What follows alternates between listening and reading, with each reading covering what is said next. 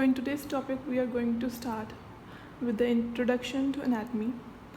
Human anatomy, it is the science which deals with the structure of human body.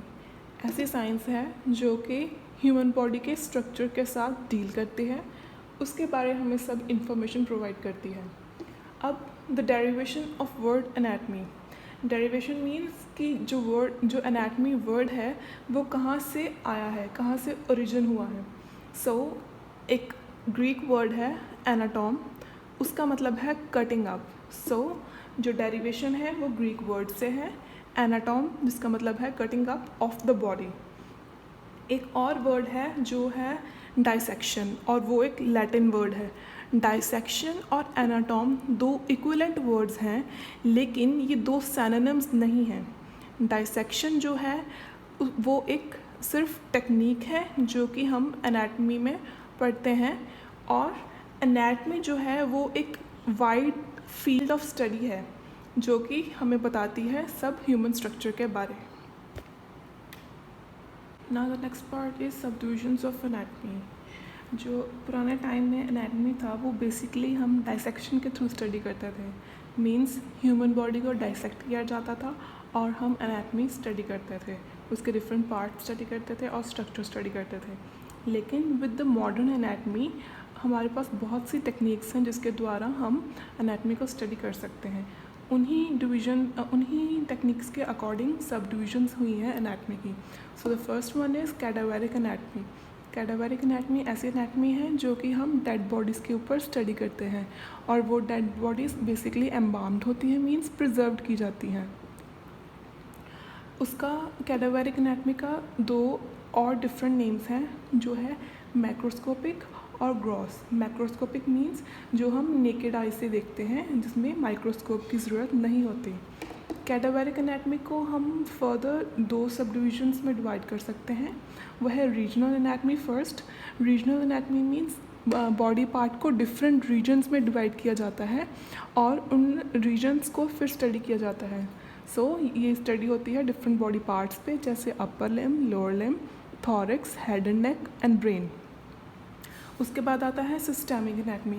Systemic anatomy हमारे हम अपनी body में different systems के ऊपर study करते हैं. एक बॉडी में बहुत से सिस्टम्स होते हैं जो कि एक ही टाइम पर काम कर रहे होते हैं, लेकिन हम उन सिस्टम्स को अलग अलग स्टडी कर सकते हैं, जैसे skeletal system, muscular system, articulatory system, vascular, nervous, respiratory, digestive, urogenital and endocrine system. ये सब डिफरेंट सिस्टम्स हैं जिसको हम स्टडी कर सकते हैं. और एक और सिस्टम है लोकोमोटर सिस्टम. लोकोमोटर सिस्टम में osteology. Osteology means study on bones, जिसमें स्केलेटल आ जाता है. Arthrology means study upon joints, जिसमें आर्टिकुलेटरी आ जाता है. और मायोलॉजी मीन्स मसल्स के ऊपर, और मसल्स में हमारा आ जाता है muscular system. Second is living anatomy. Living anatomy में डिफरेंट टाइप्स होती हैं और डिफरेंट टेक्निक्स होते हैं जिससे हम ह्यूमन एनाटमी को स्टडी कर सकते हैं. First one is inspection. Inspection में हम विजिबली देखते हैं ह्यूमन बॉडी को. फॉर इंस्टेंस हम अगर स्किन का कलर देखें तो वो इंस्पेक्शन होती है. अगर हम बॉडी की एसिमेट्री चेक करें या फिर कोई भी अबनॉर्मल मूवमेंट चेक करें, उसको इंस्पेक्शन में हम इंक्लूड करते हैं. नेक्स्ट है पैल्पेशन. पैल्पेशन होता है टच. फॉर इंस्टेंस अगर कहीं पे अडीमा है तो हम उसको पैल्पेशन के थ्रू चेक करेंगे. Next is percussion. परकशन होती है टैपिंग.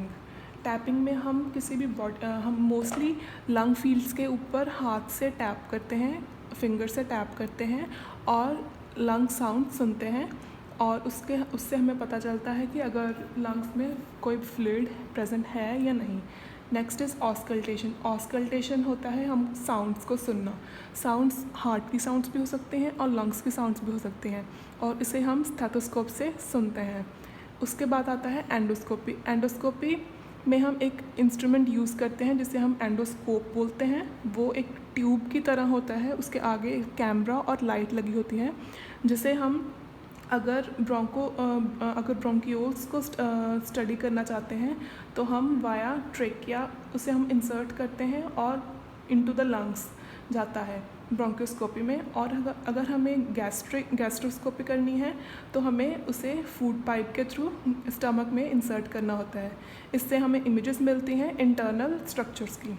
उसके बाद आता है रेडियोग्राफी। रेडियोग्राफी में हम रेडिएशन थेरेपी यूज़ करते हैं और इमेजेस लेते हैं बॉडी टिश्यूज़ की, बोन्स की।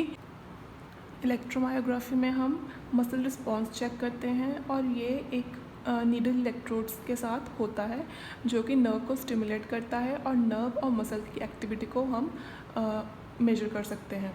उसके बाद में आता है एम्ब्रियोलॉजी। एम्ब्रियोलॉजी या फिर उसे डेवलपमेंटल एनाटमी भी कहते हैं, और ये स्टडी होती है प्रीनेटल डेवलपमेंटल चेंजेस की, जो कि एक बेसिकली बेबी की होती है जो कि एक वूम में होता है। उसके फर्दर 2 डिविजन्स हैं जिसे कहते हैं ontogeny. Ontogeny means developmental history. Developmental history means कि कैसे एक सिंगल सेल से एक बेबी की डेवलपमेंट हुई। नेक्स्ट है phylogeny. Phylogeny means evolutionary history of a species और अ ग्रुप, कि कैसे एक स्पीशीज़ इवॉल्व हुई। एक फॉर इंस्टेंस हम ह्यूमन बीइंग कैसे एप से डेवलप हुआ, उसकी एवोल्यूशनरी हिस्ट्री, उसे कहते हैं हम फाइलोजेनी, और ये डिफरेंट ऑर्गेनिजम्स के बीच में रिलेशनशिप बताता है। Fourth is histology. हिस्टोलॉजी का और दूसरा नाम है, उसे कहते हैं माइक्रोस्कोपिक एनाटमी। ये ऐसी एनाटमी है जिसे हम with the help of microscope study करते हैं। फॉर इंस्टेंस बॉडी के सेल्स को स्टडी करना तो हमें माइक्रोस्कोप की ज़रूरत होती है, उसे हम हिस्टोलॉजी कहते हैं और माइक्रोस्कोपिक एनाटमी कहते हैं। Fifth one is surface anatomy या फिर टोपोग्राफिक एनाटमी। ये एनाटमी डीपर पार्ट्स को स्टडी करता है बॉडी के, और उसे हम कैसे स्टडी करते हैं, उसे हम स्किन के ऊपर टच करके स्टडी करते हैं। फॉर एग्ज़ाम्पल किसी भी आर्टरी को पैल्पेट करना और उसे उसका पाथ फाइंड करना। फॉर एग्ज़ाम्पल ये यूज़ होता है क्लिनिकल प्रैक्टिस में। और अगर सर्जरी के पहले हम पैल्पेशन करते हैं, फॉर एग्ज़ाम्पल कोई भी आर्टरी हो जैसे डॉर्सालिस पीडियस आर्टरी है, उसे हम फुट के ऊपर पैल्पेट करते हैं और उससे हमें पता चलता है कि डीपर स्ट्रक्चर, डीपर आर्टरी कहाँ है। Sixth one is radiographic and imaging anatomy. इस एनाटमी में हम बेसिकली इमेजेस लेते हैं डीपर स्ट्रक्चर्स की। उसमें हम बोन्स आ सकता है या फिर कोई भी डीप ऑर्गन आ सकता है, और उसकी डिफरेंट टेक्निक्स हैं जैसे प्लेन एंड कंट्रास्ट रेडियोग्राफी जिसमें रेडिएशन थेरेपी यूज़ होता है, प्लेन या फिर कंट्रास्ट जिसमें डाई यूज़ होती है, और by ultrasound and CT scan. CT scans को हम कंप्यूटराइज्ड टोमोग्राफिक स्कैन्स भी बोलते हैं। Seventh is comparative anatomy. इस एनाटमी में हम दूसरे एनिमल्स को स्टडी करते हैं और एक ह्यूमन बॉडी में क्या चेंजेस होते हैं एक एनिमल बॉडी से डिफरेंट क्या होता है, उसकी फॉर्म, स्ट्रक्चर या फिर फंक्शन को स्टडी होती है, उसको स्टडी करते हैं। Different parts of human body means बाकी एनिमल्स को स्टडी करके हम ये पता लगाते हैं कि ह्यूमन बॉडी में कितने चेंजेस हैं एक फॉर्म को लेके, स्ट्रक्चर को और किसी भी पार्ट के फंक्शन को। सो बेसिकली ये एक डिफरेंस और सिमिलैरिटीज़ बताती है दो स्पीशीज़ में।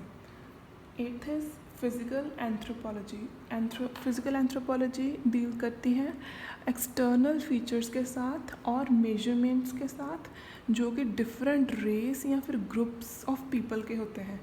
एंड ये सब कुछ कंपैरिजन होता है प्री हिस्टोरिक रिमेन्स के साथ, मींस प्रेजेंट और पास्ट का कंपैरिजन होता है, और हम मेजर कर सकते हैं कि अलग अलग रेसेस में कितने एक्सटर्नल फीचर्स और क्या कुछ मेजरमेंट्स अलग अलग होती हैं।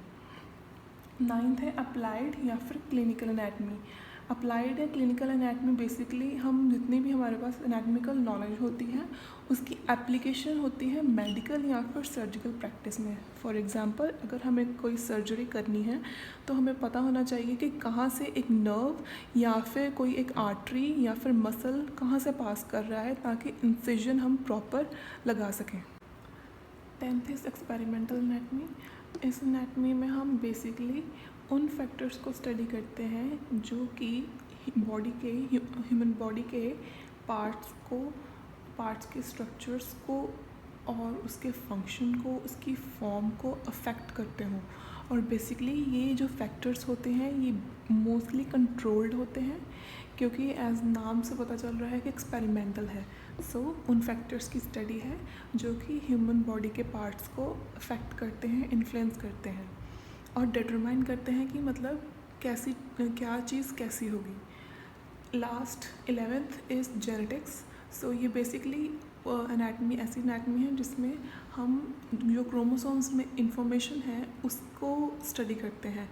क्रोमोसोम्स में डीएनए मॉलिक्यूल्स होते हैं, आरएनए होते हैं और भी मॉलिक्यूल्स होते हैं, जो उन सब की जो स्टडी को हम जेनेटिक्स कहते हैं।